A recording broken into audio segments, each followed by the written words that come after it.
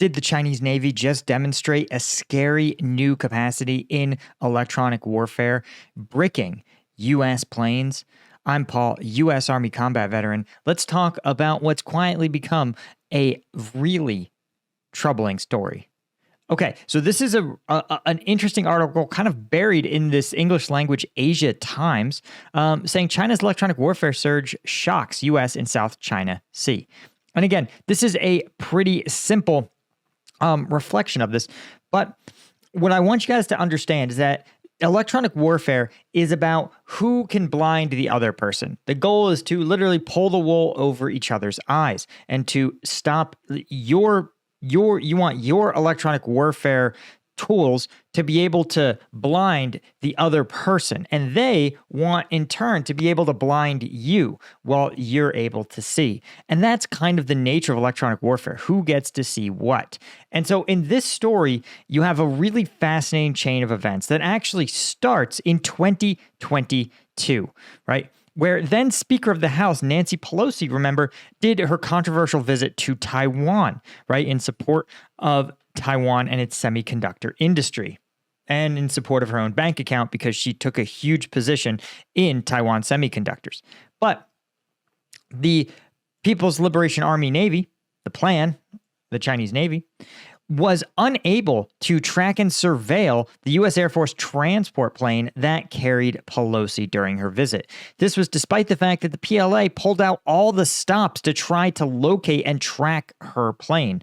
These are Type 55 cruisers and a J-16D electronic warfare aircraft. Basically, all of the PLA's electronic warfare equipment failed to function. It was blinded, right, by electronic interference, by electronic warfare capabilities from Pelosi's escorting aircraft force, right?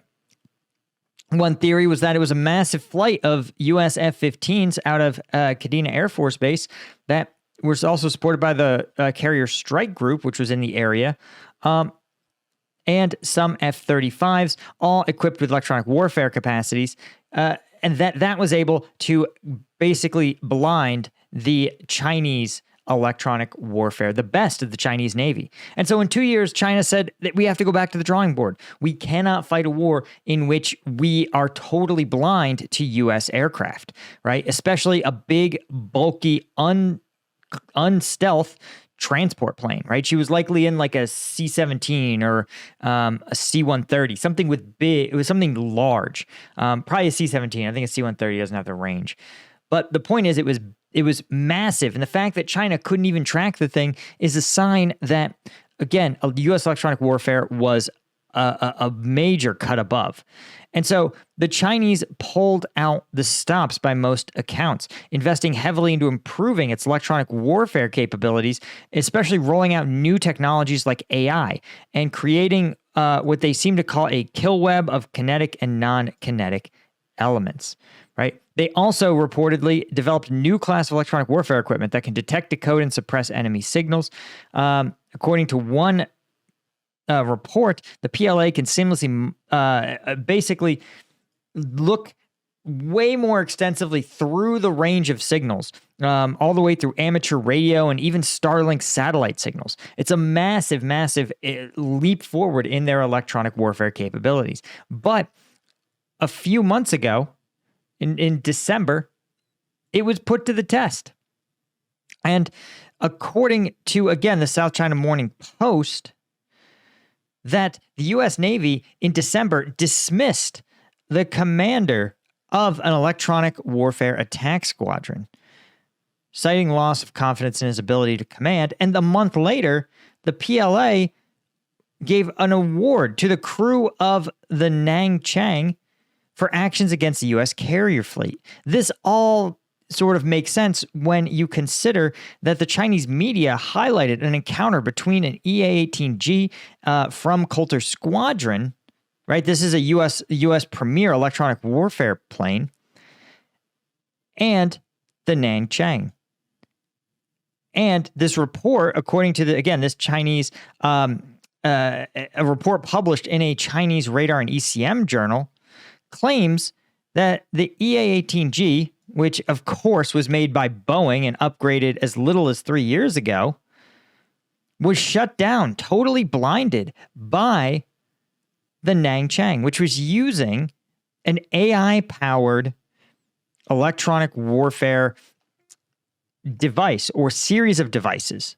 Now, they describe it as forming a kill web to counter the EA-18G's attacks, which basically means that instead of shutting down a single signal track, it had to sort of weave through a web. And if you know anything about kind of any of this sort of like game theory stuff, that when you have a webbed system with a lot of interconnectedness, it's really hard to forecast a route. It's sort of like saying, hey, how many different ways are there to get from Midtown Manhattan to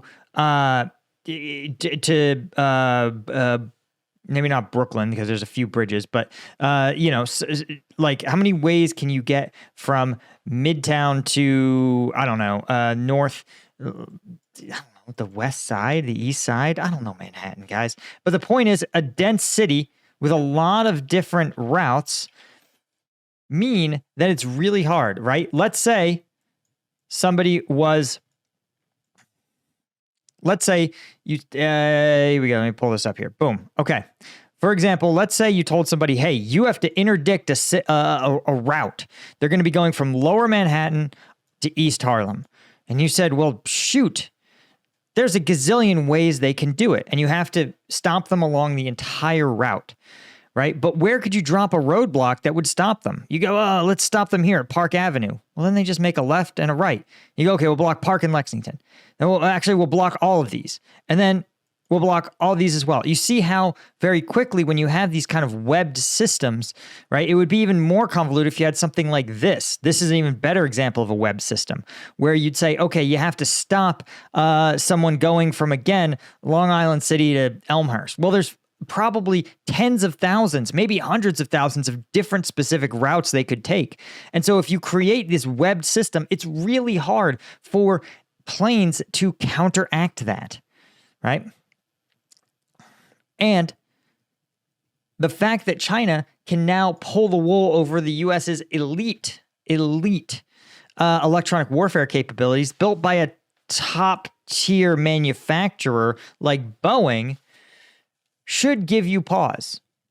Now, before we talk about different ways this story's been covered, of course, if you need the ability to really stick it to the challenges you're facing in your day, you don't need to build some kind of AI-powered kill web. Maybe you just need a little more caffeine. If you're an energy drink person, you know these things are like $5 a pop now. So I've got the zero sugar energy drink alternative, Strike Gum.